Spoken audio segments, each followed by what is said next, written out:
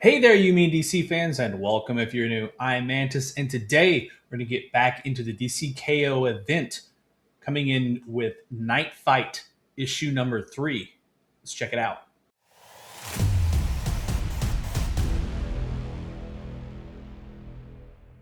We last left off where Batman had assumed Clayface, knowing could bend the rules inside the Heart's simulation or world. It kind of, I'm going to go, I said simulation, but it's really a world. It's a different world that is created. So, anyway, Jason Todd continues to try and convince Bruce he is actually Clayface. Now, Bruce grabs Jason, and Jason hits him in the face, breaking free from the grasp that begins falling from the roof to his death. But Bruce is through playing games. And as Jason is falling, Bruce reaches out with his clay and grabs Jason, telling him to hold on, and pulls him to safety on the roof, even saying to him, Jason still doesn't believe he's Batman. Bruce transforms back into Batman, telling Jason he's sorry Jason had to do this and that Bruce was never really alone. Don't pretend you're him, Jason yells at him. Bruce is through fighting it, and whether or not Jason believes him, Bruce is going to find a way to get them out of that world together. And that is what turns Jason. Also, it's what pisses off the Heart as it grabs Bruce and pulls him from that world, claiming he cheated again. Now, in the suspended dark, the Heart begins to mock Bruce and tell him that the Heart makes the rules, not Bruce. Now, Bruce makes it clear he isn't going to fight his children, and the Heart decides to attack Batman in a different way by checking in on what has been happening in the tournament so far. The Heart tells him his friends are losing, even kind of shows it. But maybe more important, Batman's arch enemy, the Joker, is actually winning.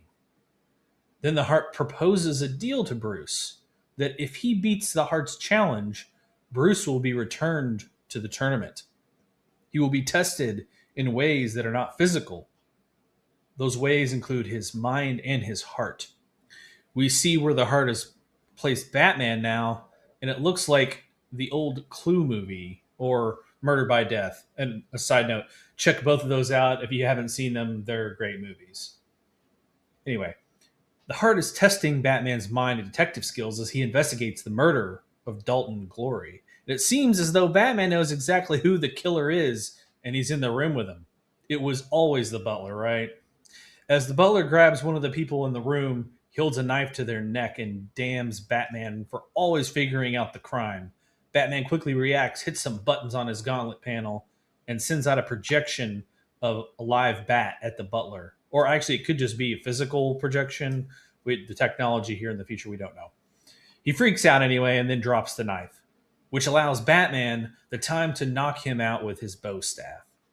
The other people in the room all congratulate him on being the world's greatest detective, and not a single open or cold case has left in the city. But for Batman, there's still one case he never solved. Batman then returns to the Batcave where Stephanie Brown lets the team know they have captured Owlwoman. Batman is proud of the fact that they did it without his help. She invites him to Quarto Maltese to celebrate, but something else has caught his eye. He tells them he will call them back as something beeps on the computer. Staring at a string of binary, Bruce is intrigued and calls up Tim, asking for some help. Bruce senses someone is trying to hack his Bat computer, and Bruce works quickly to try and counter the cyber attack as some of the Batman-inspired robots come to life and march over to Batman. Time seems to be running out.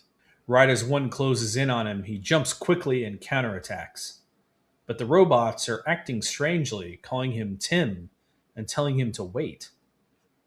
Batman smashes one in the head with his staff while the others tells him it's Bruce who's controlling them, which means this Batman is Tim Drake when he's taken Batman's mantle. Tim continues his attack thinking it's a rogue AI or something, but Bruce convinces him, telling him something only Bruce and Tim would know about his father's death. Bruce uses the Bat computer to make himself a hologram and explains to Tim he's been stuck in the computer for a few days and just now gained control. He tells him how proud he is of him and how Tim is a better Batman than he is. Tim yells back, then why couldn't he solve Bruce's murder? Bruce responds, because you didn't want to solve it. So we see here the heart has actually made us think that Tim was actually Bruce, but Bruce was stuck in the back computer the whole time. Tim then pulls his mask off and begs Bruce, or the AI, to stop patronizing him. And that's when Bruce tells him the reason he never solved the murder was because that would make it real. It means Bruce would actually be dead, and he would have to come to grips with that. He then gives a little tip to Tim on the case, which Tim then knows instantly who killed Bruce. Tim then proposes that he upload Bruce to a mobile version to go capture the murderer together. Unfortunately, though, the heart has different plans, and before Bruce could help him, he gets pulled from that world. The heart wants Bruce to fight his friends and family, and instead, he's only helping them. The heart has one last attempt, and it is determined to break Bruce by showing him all the versions of Batman he would face and make the people he loves want to kill him. But instead, the heart will go a different route. Bruce wakes up in bed, much older, and not in his mansion, but instead on Crime Alley, a notorious crime-ridden area of Gotham. However, here it's peaceful and nice. Then behind him, a voice says, "I saved Gotham, Father," as he turns to see Damian, his son, alive, and has saved Gotham from what Bruce had taught him. Saved it so much that Batman is no longer needed. Damian also can sense this world isn't real and made to manipulate Bruce. And that's when Bruce asks him to help him escape. And Damian agrees, but first asks Bruce to see what he would be losing. And that appears to be a family, as we see his grandson, Alfred. The heart is really testing Bruce here, but can he resist happiness? All right, guys, that's the end of this DCKO Knightfight issue number 3. Only one more left to go in the Knightfight series. Will Bruce be able to withstand this attack from the heart, which really is happiness?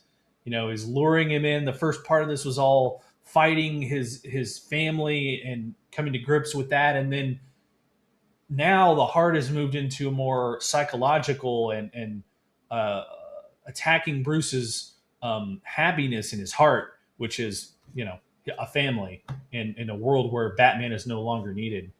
See if he gets to win that battle and go back to the tournament. I would personally like that because I think he got a short straw there. Drew the short straw at the beginning of the DCKO event. In any event, guys, thanks for sticking around. Don't forget to hit the like button, subscribe, and also the bell notification so you know when the next issue of the DCKO event comes out. You'll get notified and be able to jump in here and watch the video with us. Again, until we see you next time, later.